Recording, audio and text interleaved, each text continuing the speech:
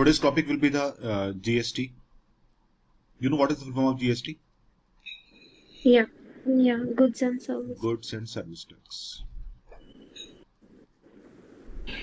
This is the full form of GST.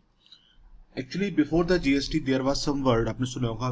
पहले हम VAT use करते थे. VAT is what? Value Addition Tax. Yeah. Actually, GST इसी का ही एक refined you can say एक फॉर्म है इसका. इसी टैक्स को चेंज करके नाउ इट इज GST. तो GST के ऊपर आते हैं अभी हम लोग. GST जो आपका रहेगा, क्योंकि आपके सिलेबस में डिटेल, आप ज्यादा डिटेल में GST नहीं ना, आपको only for the general part आपका GST है सिलेबस में ना. Yeah. तो GST बेसिकली आप दो पार्ट में डिवाइड करते हो. One is input GST and one is output GST. Input GST जो होता है we have to pay on purchase, and output GST जो होता है it is levied on the sale of goods. And GST का जो कलेक्शन होता है, GST कलेक्शन तीन फॉर्म में होता है. There are three components in the GST. One is CGST, one is SGST, and one is IGST. CGST is what? Central Goods and Service Tax. Central Goods and Service Tax. This component of GST will go towards the central government. One is SGST, that means State Goods and Service Tax. And this component of GST will go towards the state government. And one is IGST, that is the interstate. You can say import GST. तो GST का जो combination काम करेगा, आपने कई बार आपने bill में notice किया होगा इस चीज को, like they will mention the CGST, the SGST also ना. Actually CGST and SGST it works in combination. So whenever we purchase any goods, we have to pay GST on that. On that GST, some part of GST will go towards the central government and some part of GST will go towards the state government. Like suppose say for example, there is one commodity and it has 18% of GST, suppose. Okay. So out of this 18%, 9% will go to the central government and 9% will go towards the state government tax collection. Clear? Any doubt in this? No. And IGST is imposed either on the interstate or sometimes on the import transaction. So first of all, how GST works? So for that I will give you one example. Prerna, have you gone through any time any bills where they have mentioned the GST? Yeah. Okay, very good. So that means while purchasing the goods you are paying GST to the shopkeeper, to the mall owner and all. Yeah. ये GST किसका income है? Government. Very good. It is the income of the government. That means आप जो GST पे करते हो shopkeeper को, ultimately shopkeeper आपके बिहाफ पे वो GST गवर्नमेंट को रीइंबर्स करेगा. बिकॉज GST किसी का इनकम नहीं बन सकता. GST is the only income of the central government और द स्टेट गवर्नमेंट. छोटा सा एग्जांपल मैं आपको दूंगा यहाँ पे, उससे आपको ये पूरा GST हाउ इट वर्क्स वो क्लियर हो जाएगा.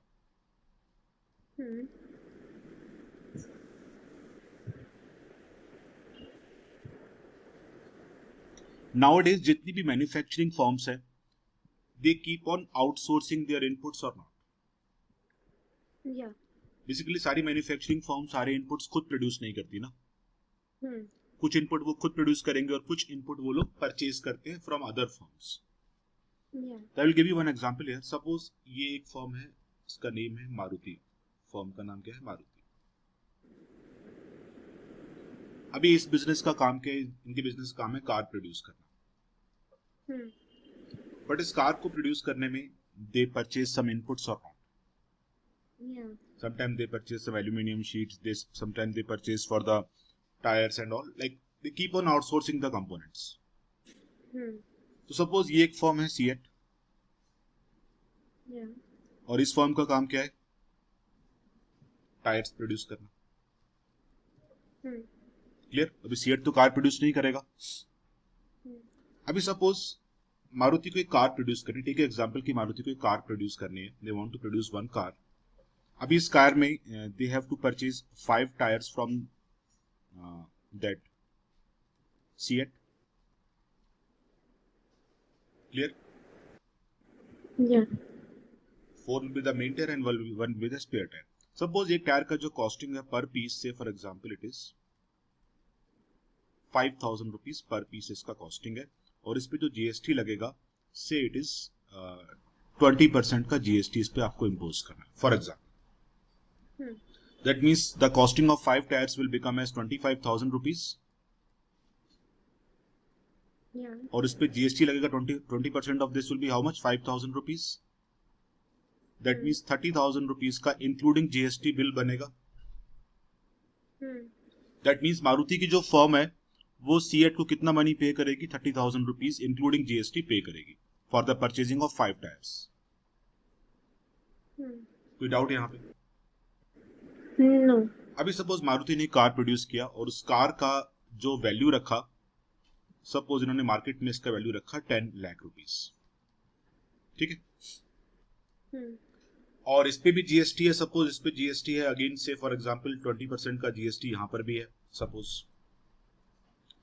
If any customer purchasing this car, तो apart from the cost price of the car he has to pay GST of 2 lakh rupees also.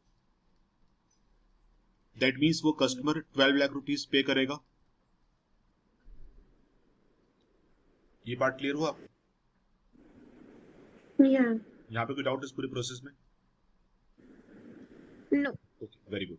तो देखो अभी यहाँ पे अभी छोटा सा यहाँ पे मेन चीज ध्यान देने वाली चीज क्या है, मारुति ने 10 लाख रुपीस का कार प्रोड्यूस किया. क्या इस 10 लाख के कार में टायर के प्राइसेस इंक्लूड नहीं होंगे? होंगे. डेफिनेटली होंगे ना, बिकॉज मारुति ने जो कार प्रोड्यूस किया it is not for their consumption, it is for the end consumers like you and me. Yeah. तो इस 10 लाख में ऑलरेडी टायर के प्राइसेस इंक्लूडेड हैं Hmm. और उस टायर के प्राइसेस पे ऑलरेडी जीएसटी आप पे कर चुके हो ना. सोच के देखो आप, इस 10 लाख रुपीस में टायर के प्राइसेस पहले से इंक्लूडेड हैं और इन टायर्स पे ऑलरेडी आप जीएसटी गवर्नमेंट को पे कर चुके हो. ये पार्ट क्लियर हो आपको? तो अभी अगर सपोज मैं 10 लाख पे जीएसटी दोबारा से पे करूं तो दैट मींस मैंने टायर्स पे जीएसटी 2 बार पे कर दिया ना. बिकॉज इस 10 लाख में 25,000 रुपीज के तो टायर्स थे. That means in this process what you have done, आपने टायर्स पे जीएसटी 2 बार पे कर दिया. And as per the tax law आप किसी भी कमोडिटी पे सेम टाइप ऑफ टैक्स 2 बार इंपोज नहीं कर पाओगे. तो इसीलिए करते क्या है हम लोग यहाँ पे, या आपको एग्जाम्पल क्लियर हुआ? कोई डाउट तो नहीं इसमें? नहीं. तो यहाँ पे इस प्रोसेस में क्या एरर हो गई कि आपने जीएसटी टायर्स पे 2 बार इंपोज किया. एक बार कब इंपोज किया, जब मारुति ने उन टायर्स को परचेज किया, that time they paid the GST. फिर मारुति ने उन टायर्स को कार में फिट किया, फिर उस कार पे भी जीएसटी लग गया. अभी ये पार्ट क्लियर हुआ ना? तो दैट मीन्स यहाँ पर एक कंपोनेंट पे 2 बार जीएसटी का इंपोजिशन हुआ. तो टू अवॉइड दैट हम लोग यहाँ पे करते क्या है, हम लोग जीएसटी को 2 पार्ट में डिवाइड करते हैं. फॉर एग्जाम्पल मैं बोलूं आपसे कि मारुति की बात करते हैं, अभी इसी का एग्जाम्पल कंटिन्यू करेंगे. मारुति ने जो टायर्स परचेज करे, तो टायर जो मारुति ने परचेज किए, Maruti is not the user of this tyre ना, बिकॉज उसने तो उस टायर्स को कार में फिट किया और कस्टमर को सेल कर दिया. तो while purchasing the car tyre, sorry, जो उसने जीएसटी पे किया, that GST is called as what, input GST. That is GST is what, input GST. अभी मारुति क्या करेगा, इस टैक्स का बर्डन किस पे पास ऑन करेगा, एंड कंज्यूमर पे ही करेगा. बिकॉज सोचो ना आप, देखो ये टायर्स मारुति ने यूज नहीं करने हैं, ये टायर्स एंड कस्टमर ने यूज करने हैं. तो मारुति ने जो जीएसटी का अमाउंट पे किया इन टायर्स को परचेज करने के लिए, मारुति इसका बर्डन किसके ऊपर पास ऑन करेगा, कस्टमर पे पास ऑन करेगा. सिंपल. तो मारुति ने अभी एक कार प्रोड्यूस कर दी. अभी कार जब प्रोड्यूस करी, सपोज उसने 10 लाख रुपीस की कार प्रोड्यूस करी और उस पर 2 लाख रुपीस का उन्होंने जीएसटी कलेक्शन किया. दैट मीन्स अगर आप एक कार परचेज कर रहे हो मारुति की फर्म से, तो आप वहां पे 2 लाख रुपीस का जीएसटी सपोज इस शोरूम वाले को पे कर रहे हो. अभी शोरूम वाला यहाँ पे क्या करेगा, इस 2 लाख रुपीस की जीएसटी को गवर्नमेंट को पे कर देगा. हम्म बिकॉज ये तो उसकी इनकम नहीं हो सकती अभी. हम्म तो he will keep 10 lakh with himself and remaining 2 lakh rupees वो ऑलरेडी गवर्नमेंट को पे करेगा. हम्म तो इस पूरे प्रोसेस में क्या हो गया अभी, एक तो 2 लाख रुपीज का जीएसटी उसने गवर्नमेंट को पे किया, hmm and while purchasing the tyres also he paid GST of 5,000 rupees. या तो इसलिए हम लोग यहाँ पे करते क्या है, जीएसटी को दो पार्ट में रखेंगे, एक इनपुट जीएसटी, एक आउटपुट जीएसटी. हम्म इनपुट जीएसटी कौन सा जीएसटी होगा, जो आप इनपुट्स को परचेज करते टाइम जीएसटी पे करोगे. हम्म जो आप इनपुट को परचेज करते जीएसटी पे करोगे, दैट इज इनपुट जीएसटी. और जब आप फाइनल गुड्स को कस्टमर को सेल करोगे उस टाइम आप जीएसटी रिसीव करोगे as a shopkeeper. That is what, that is the output GST. तो in this case that 5,000 rupees is what is the input GST, and this 2 lakh rupees is what, it is the output GST. Okay. तो देखो अभी आप logically सोचो, मारुति वाला already 5,000 rupees पे कर चुका है टायर्स के जीएसटी. तो अभी मारुति वाला क्या करेगा, जो उसको 2 लाख रुपीज का कलेक्शन हुआ उसमें से 5,000 रुपीज माइनस करने के बाद जो रिमेनिंग बचेगा 1,95,000, ये जीएसटी वो गवर्नमेंट को पे करेगा. बिकॉज ऑलरेडी वो टायर का जीएसटी पहले ही पे कर चुके हैं. ये पार्ट क्लियर हुआ ना आपको. आप देखो आप इस चीज को ना अपने आप से भी कोरिलेट कर सकते हो. अभी जैसे आपने बोला कि आप एक ऑयल का बिजनेस स्टार्ट करोगे, है ना, तो आप कुछ क्रूड ऑयल वगैरह परचेज करोगे, उसको कुछ रिफाइनरी वगैरह में कुछ रिफाइन करोगे सपोज. तो जो आप परचेज करोगे तो आप जीएसटी पे करोगे उस पर. You are not the user of that oil, oil तो कोई और परचेज करेगा, एंड कस्टमर. तो आपने जो जीएसटी पे किया, आप उसका बर्डन किस पे पास ऑन करोगे, कस्टमर पे पास ऑन करोगे. ठीक है ना. तो जो आप गुड्स को सेल करोगे कस्टमर्स को, उससे जो जीएसटी कलेक्शन आपके पास आएगा उसमें से अपना जीएसटी माइनस कर दोगे, बिकॉज वो जीएसटी आपका बर्डन नहीं है. वो गुड्स आपने अपने लिए परचेज नहीं किया, वो गुड्स आपने किसी और के लिए परचेज किया था. ये बात क्लियर हुआ ना आपको. तो अभी आते हैं हम लोग, हाँ बोलो, कुछ पूछ रहे थे आप. नहीं कुछ नहीं. अभी आते हैं हम लोग अकाउंट्स के एस्पेक्ट पे. तो आपके अकाउंट्स में जो आपके सिलेबस में जीएसटी का रोल बहुत कम रहेगा, तो आपको मैं एक शॉर्टकट दूंगा जीएसटी के लिए. जब भी आप कुछ परचेज करोगे, परचेज के टाइम पे जो जीएसटी होगा वो कौन सा होगा, इनपुट जीएसटी होगा. और जब भी आप कुछ सेल करोगे तो सेल के टाइम में कौन सा जीएसटी होगा, आउटपुट जीएसटी होगा. क्लियर. जो भी इनपुट जीएसटी होगा, चाहे वो इनपुट सी जीएसटी हो,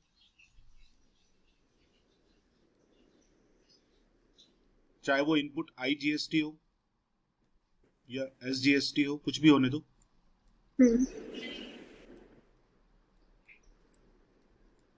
जब भी आप परचेस करोगे आंख बंद करके इन सारी जीएसटी को डेबिट कर देना.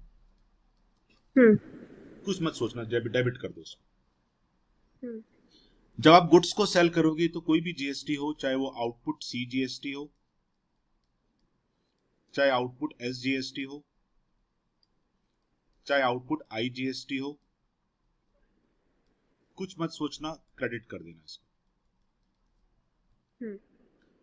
डेबिट क्रेडिट का लॉजिक समझना यहां पर क्या है.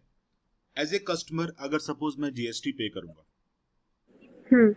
सपोज आपने कुछ गुड्स परचेज करे किसी शॉप से जाके, तो आप जीएसटी एज ए कस्टमर पे करोगे शॉपकीपर को. तो it is not a income for the shopkeeper ना, it is a liability for the shopkeeper, because shopkeeper will reimburse this GST to the government. तो for the shopkeeper output GST जो वो collect करे customer से, for him it is a liability. और इसीलिए इसको हम लोग यहाँ पे क्या कर रहे हैं, क्रेडिट कर रहे हैं. इनपुट जीएसटी हम लोग डेबिट यहाँ पे क्यों कर रहे हैं, बिकॉज एज ए सपोज आपका एक शोरूम है, आपका एक कोई भी बिजनेस मान के चलो, जब आप इनपुट को परचेज करोगे that time you have to pay GST. ठीक. That means as a shopkeeper, as a businessman, आप इस जीएसटी का burden at the end of the day customer पे ही पास ऑन करने वाले हो. समझा ना आपको. तो it is a kind of prepaid expenditure for the business, and these all are what, asset. इसीलिए इसको आप डेबिट करोगे. तो इन शॉर्टकट अपने माइंड में आप ये रखो अभी, बिकॉज इसके बियॉन्ड आपके सिलेबस में है नहीं जीएसटी का रोल. जब भी कुछ परचेजिंग होगा दैट टाइम इनपुट जीएसटी आएगा और आपको उसको डेबिट करना है. और जब भी आप कुछ गुड सेल करोगे दैट टाइम आउटपुट जीएसटी आएगा और आपको उसको क्रेडिट करना है। ये पार्ट क्लियर हुआ आपको? हाँ उसके बाद बस उसके अलावा जीएसटी आपके सिलेबस में कुछ भी नहीं रहेगा, सिर्फ इतना ध्यान रखो आप परचेज का और सेल्स का। परचेज पे जीएसटी डेबिट, इनपुट जीएसटी होगी वो, और सेल्स पे जीएसटी क्रेडिट करनी है आपको। नेक्स्ट थिंग, कोई डाउट हो तो प्लीज पूछो मेरे को। नहीं ओके, नेक्स्ट थिंग, मैंने आपको प्रीवियस क्लास में कहां तक के सम्स करवाए थे? ओके, एक्रूअल कॉन्सेप्ट समझ करवाया। Prerna, do you know what is the meaning of accrual concept? yeah please. um that the certain amount will be paid, the yearbook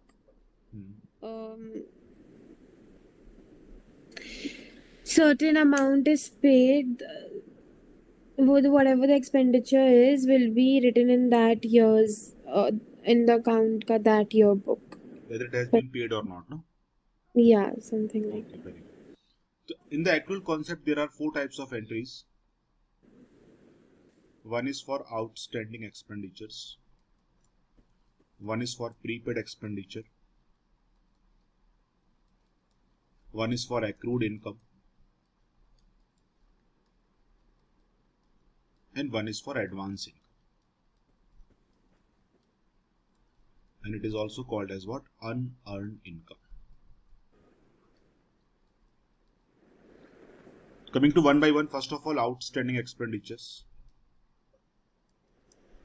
What does it mean? It means these expenses are due but not paid. These expenses are due but not